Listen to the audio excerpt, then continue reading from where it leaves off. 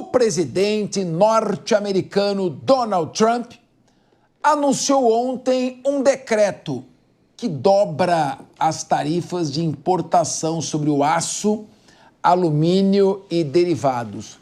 Luca Bassani chega ao Linha de Frente com as informações. Luca, boa tarde.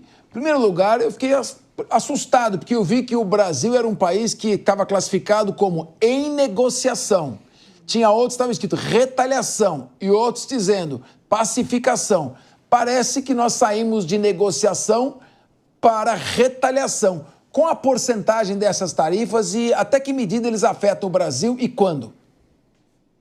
Pois é, Capês, uma notícia preocupante para o setor no Brasil. Boa tarde a você, a todos que nos acompanham. O presidente Donald Trump, ele embarca mais uma vez em aumentar tarifas que já haviam sido anunciadas anteriormente. O setor de aço e alumínio já teve um acréscimo, desde o começo do mandato de Donald Trump, de 25%. Agora, nesta medida que já entra em vigor nesta quarta-feira, aqueles países que terão as suas importações chegando nos Estados Unidos na taxa de 25% serão alterados para 50%. E por que isso é preocupante para o Brasil? O Brasil é o segundo maior exportador de aço e alumínio para os Estados Unidos, com mais de 4,1 milhões de toneladas anuais, ou seja, vários bilhões de dólares que representam este comércio. E neste momento nós vemos que o Brasil acabaria então sendo taxado e não teria grande competitividade quando chegasse nos Estados Unidos. O setor disse que buscará a negociação. Nós não podemos esquecer que no primeiro momento em que isso foi anunciado, o vice-presidente, também ministro da Indústria, Comércio e Serviços, Geraldo Alckmin, esteve falando com o secretário de Comércio dos Estados Unidos para tentar achar um meio termo. Naquele momento nada foi feito, mas dado o acréscimo, o dobro da tarifa por enquanto, a gente vê que vai ser necessário mais um momento de aproximação diplomática para tentar resolver esta questão. Todavia, muitos dizem que talvez seja necessário diversificar o portfólio, não só vender para os Estados Unidos, mas para outros países interessados. A gente vê que, apesar da guerra comercial ter dado uma arrefecida durante o último mês, em alguns setores específicos, Donald Trump continua buscando as taxações extras como uma solução para tentar reindustrializar os Estados Unidos e até mesmo desacelerar o crescimento econômico de países rivais em determinados setores, principalmente a China e outros países dos BRICS. Ô, Luca, você está aí no Líbano, São 21 horas e 13 minutos agora no Líbano. Eu já preparei discurso com essa luz aí. A gente percebe que você está pela dificuldade de iluminação. Agora, ô, Luca, na semana passada, o Elon Musk deixou o cargo lá no governo americano. Mesmo com os dois, ele e o Trump, tentando passar um clima de amizade, parece que o Musk teceu algumas críticas ao governo, hein? Parece que ele tá insatisfeito com quem, hein? E foram críticas bastante fortes, Capês. O magnata norte-americano escreveu nas suas redes sociais que este pacote de isenções fiscais que está sendo proposto pelo governo e também já foi encaminhado ao legislativo é uma abominação repugnante. Ele diz que todas essas tarifas dos Estados Unidos vão acabar causando maior déficit e também a isenção do pagamento de impostos por certas empresas vão acabar complicando as contas dos norte-americanos, fazendo com que o déficit orçamental cresça a mais de 2,5 bilhões de dólares, algo que sobrecarregaria os norte-americanos e que ele acredita que seja insustentável ao longo prazo. Vale dizer que desde o período eleitoral, Elon Musk foi um dos maiores apoiadores de Donald Trump, dizendo que era necessário maior controle das fronteiras, maiores investimentos em certos setores e também cortes de todo o mecanismo do Estado, mas após apenas 5 meses,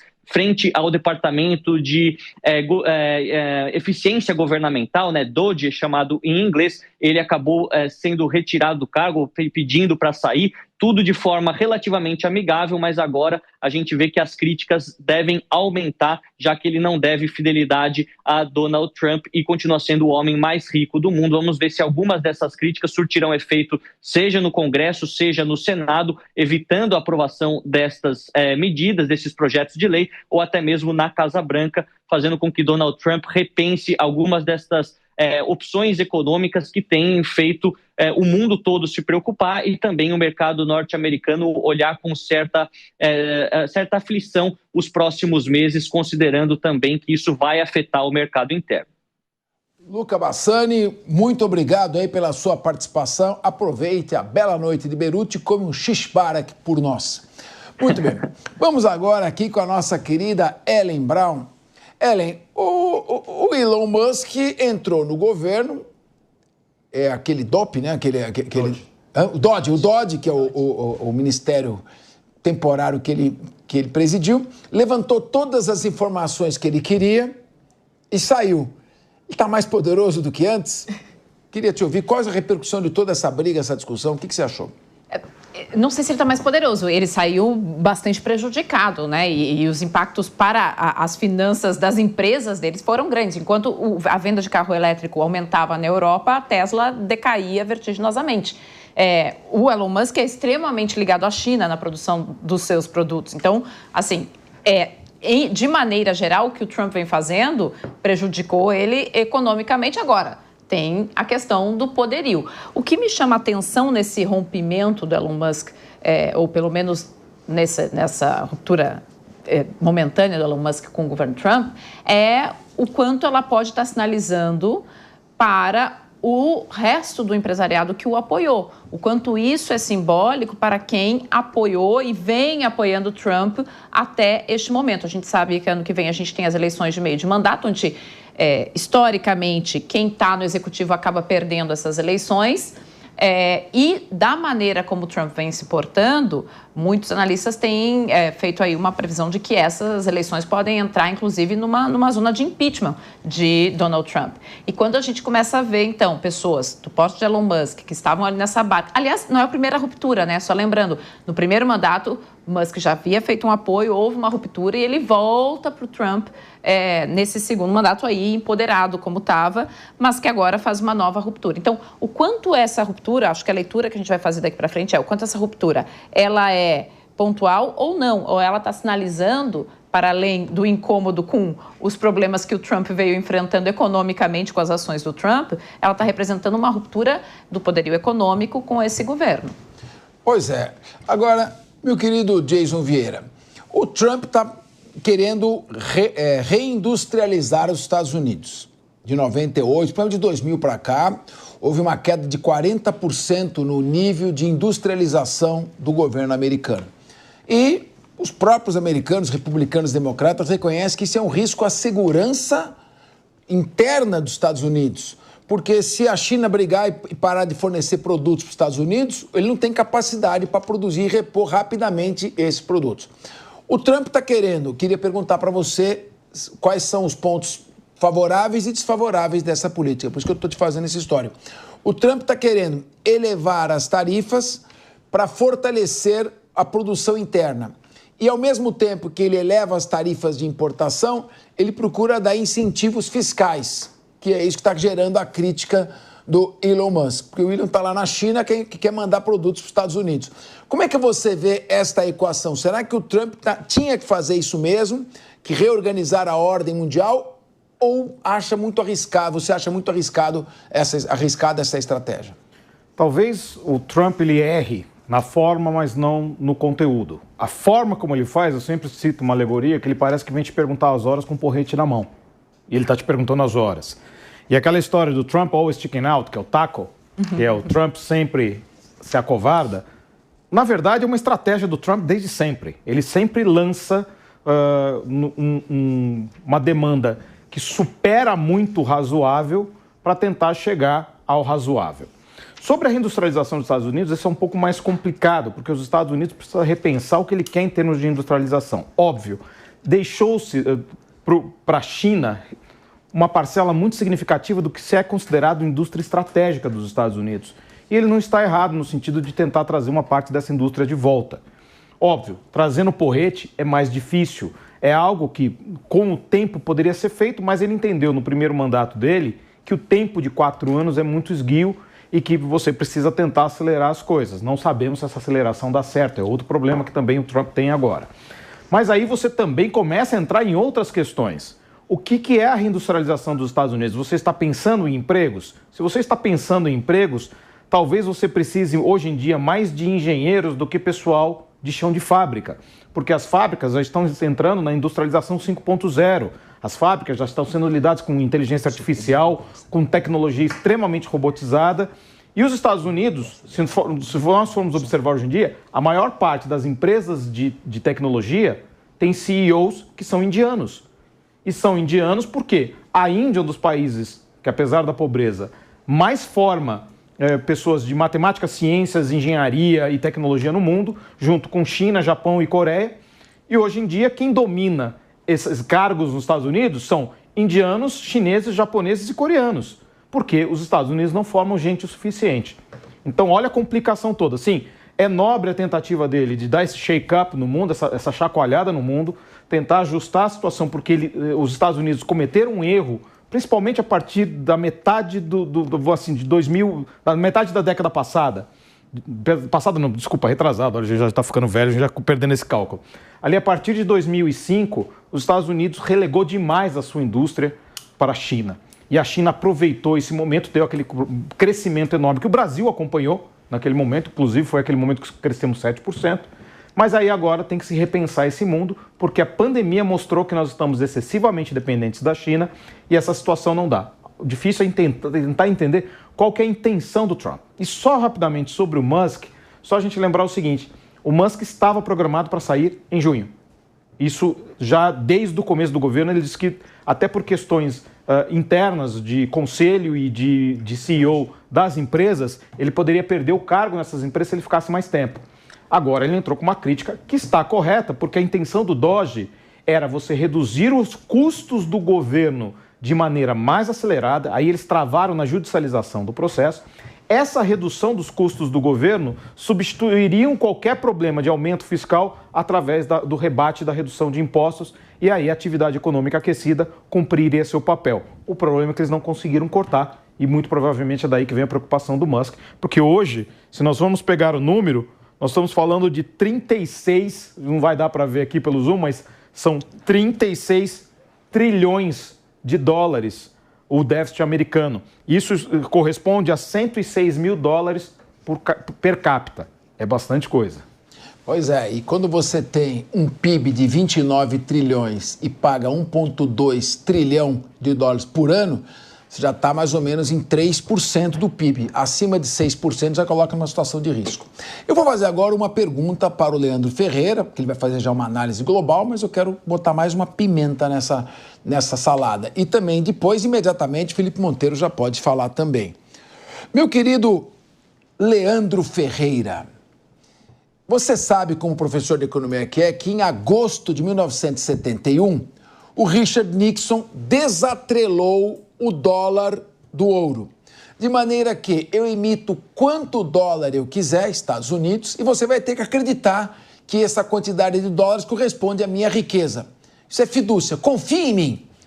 Isso levou os Estados Unidos a emitir uma quantidade exagerada de dólares e ficou mais barato você comprar produtos no mundo inteiro do que incentivar a indústria local.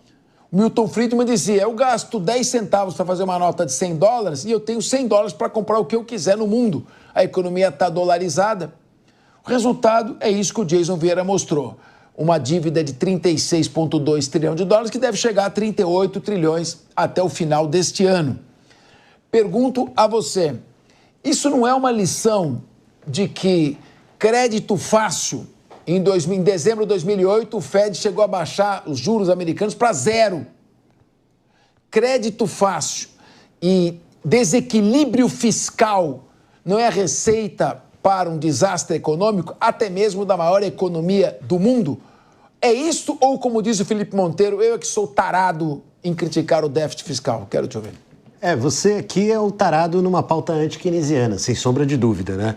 Mas, até porque isso que você colocou, acho que é um tema de história econômica, talvez não interesse tanto, mas é o rompimento do acordo de Bretton Woods, que foi justamente costurado no pós-guerra pelo John Maynard Keynes e que atrelava ali, né, o padrão dólar-ouro e que, na verdade, não é que o Nixon deixou de tratar isso corretamente. Ele simplesmente saiu de Bretton Woods na hora em que apertou para o lado dos Estados Unidos e empurrou para o resto do mundo a responsabilidade de pagar a conta. Então, acho que você, como entusiasta, Capês, sabe muito bem que o Bretton Woods é um marco no século XX que precisa ser recuperado, né, mas com um pouco mais de profundidade. Só explica para o público que é uma cidade no estado de New Hampshire que em 1944 foi feito o 47. acordo de que, 47, que o acordo de que o dólar passaria a ser a economia mundial. Toca o pau. Com base lastreado em ouro. Lastreado em Lastreado no ouro. Mas aí o Charles de Gaulle chegou e falou assim, olha, eu quero a minha parte em ouro e o Nixon não tinha para pagar. Né? Então foi esse o problema. Mas a gente precisa levar em conta aqui algumas coisas, ô Capês. Não dá para vocês... Ô Jason, você também, né, passou um pano aí pro Donald Trump que, pô, é difícil, viu? Lá nos Estados Unidos o problema é de forma, né, não de conteúdo. No Brasil, quando a gente fala isso do Lula, é um escândalo, né? Mas não dá para os Estados Unidos gastar 10 trilhões de dólares em guerra mundo afora, né? E achar que o problema é a desindustrialização da economia americana. Não dá para você... Ele é um dos presidentes que menos fez intervenções militares. Né? Mas certamente é um dos que, como empresário, mais ganhou. Porque... Não, mas ele trabalha no setor imobiliário. Para ele, a questão de guerra suga parte do que seria o setor imobiliário. O setor imobiliário é altamente financiarizado. Né? Qualquer coisa que esteja financiarizada ganhou com as guerras que os Estados Unidos fez, inclusive a conta do Donald Trump. Então, eu acho que a gente não pode cair nessa de que o problema da economia dos Estados Unidos é de geopolítica industrial. Eu acho que o problema dos Estados Unidos é que eles trabalharam para globalizar a economia, para ganhar dinheiro em cima do resto do mundo, inclusive com guerras, onde gastaram 10 trilhões de dólares pelo valor nominal. Se a gente corrigir isso, sim, vai perto de 20, né? 20 trilhões de dólares, que seria o tamanho da economia do Brasil por 10 anos. Né? Por 10 anos. Então não dá para você gastar essa dinheirama num movimento de globalização, de ataque às reservas de petróleo no Oriente Médio, de expansão das cadeias e integração das cadeias globais de suprimento, principalmente na área de armas, de chips, que são usados na indústria bélica, e agora dizer que o problema é o americano médio que está sem emprego. Então, esse debate ele precisa levar em conta uma geopolítica que fez com que os Estados Unidos mais se beneficiassem do que perdessem com esses movimentos ao longo dos últimos anos. Agora, tem coisa que ninguém fala, né? Essa conta aí do Trump que ele está fazendo de passar... programas agora de corte de gastos para os mais ricos corte de impostos para os mais ricos e corte de benefícios para os mais pobres, né? Está preservando uma coisa do Joe Biden, que são os investimentos e o crédito, Capês, para as intervenções de transição climática nos Estados Unidos, que é o que mais gera emprego nos Estados Unidos hoje. É a transição ecológica, é a energia. Né? Eles estão já abandonando o xisto porque eles estão criando painel solar até na beira de estrada. Num lugar que neva, tem painel solar até na beira de estrada e a economia dos Estados Unidos está crescendo por causa disso. De repente, os senadores republicanos da base do Trump sumiram com as críticas à transição ecológica, a todos os investimentos feitos pelo Biden e principalmente na forma de crédito sobre isso, porque isso está fazendo crescer a economia, Capês, porque é crédito cresce a economia acima do patamar de dívida e não o contrário. Então, gente, assim, e o Elon Musk, já que o assunto é esse, né, eu acho que o Elon Musk estava passando vergonha ali no final das contas, né, porque falava e na hora do vamos ver, ele errava no Twitter, ô Jason. Errava número do que é o INSS deles lá, que qualquer pesquisador, meia boca, de qualquer lugar do mundo, consegue encontrar o dado certo e o cara divulgava como sendo uma grande descoberta que estava errada, né? Ele fez estimativa errada sobre corte de gastos. Então, eu acho que ele estava já passando vergonha. Eu tive a oportunidade de falar com ele no ano passado e fiquei decepcionado. Achei, assim, uma coisa que eu esperava mais, né? Eu esperava que ele fosse ser um cara brilhante naquilo que ele faz e, no final das contas, é só um cara confuso dentro de um governo pior ainda. Muito bem. Queria eu ser confuso que nem ele, ter 300 bilhões de dólares. Meu querido Felipe Monteiro, eu quero o seu comentário com essa saída do Elon Musk, mas, ao mesmo tempo, eu fico preocupado com o seguinte, eu fico lendo as coisas e, como não sou economista, eu leio e me assusto. E eu peço a vocês, economistas, que me acalmem, mas o Leandro me deixa mais nervoso ainda.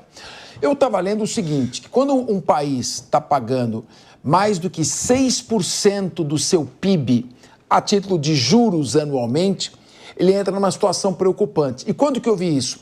Um economista americano dizendo que a situação dos Estados Unidos ainda não é preocupante, porque o PIB deles é 29 trilhões de dólares, eles pagam 1,2 trilhão por ano de dólares de juros, então 10% é 2,9.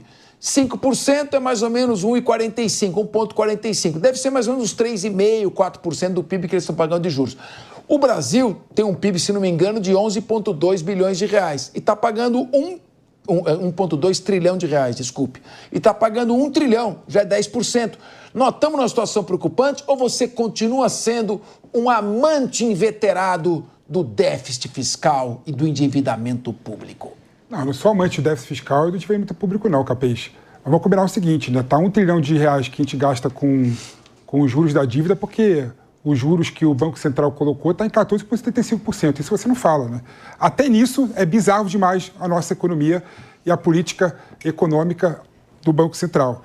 Mas, Capês, eu confesso para você que eu estava ouvindo aqui que o Leandro colocou, que o Jason falou, e eu discordo um pouco dos dois, né? Primeiro que eu não entendo muito bem essa política do Trump, né? Que quer a reindustrialização dos Estados Unidos e faz dois caminhos completamente bizarros. Primeiro, aumentar a tarifa de aço para os Estados Unidos, que é matéria-prima para a reindustrialização lá. Ou seja, vai encarecer essa tal reindustrialização. Segundo movimento completamente bizarro é uma política de tirar imigrantes dos Estados Unidos, fazendo com que a mão de obra fique cada vez mais cara. Ou seja, é caro.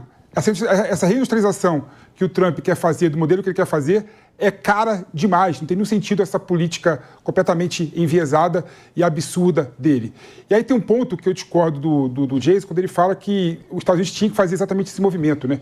Eu acho que não. Eu acho que o mundo moderno, né, o mundo contemporâneo, a questão da economia está muito mais relacionada com a inovação do que com o chão de fábrica. Tanto é que as empresas mais bem avaliadas do mundo todo, né, a Apple, a Microsoft, a Nvidia, a Amazon, o Google, são empresas, por exemplo, que não tem fábrica, não tem um chão de fábrica lá para os caras, é a mais bem avaliada do mundo. Ou seja, o Trump está fazendo um movimento completamente equivocado e completamente absurdo, porque ele não consegue identificar que o ponto principal dos Estados Unidos é a inovação.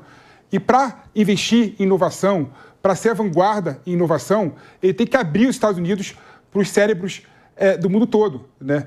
E os Estados Unidos está perdendo completamente capacidade de... Aí nesse ponto eu concordo com o Jason. Capacidade de inovar, capacidade de criar novos procedimentos, criar novas tecnologias, ao fechar os Estados Unidos somente para os Estados Unidos. A impedir que estudantes de fora venham para os Estados Unidos, a impedir que engenheiros de fora chegam nos Estados Unidos. Então, esse movimento é completamente equivocado, completamente errado. E o ponto que o Leandro colocou aqui é verdade, né? Você vê, por exemplo, que a política que o Biden fez lá atrás, né, que é aprovar a lei da redução da inflação, né, o Inflation Reduction Act, né, que colocou mais de quase 1 trilhão de dólares na economia, exatamente para a transição energética, é o que está fazendo com que os Estados Unidos não caiam numa recessão ainda maior.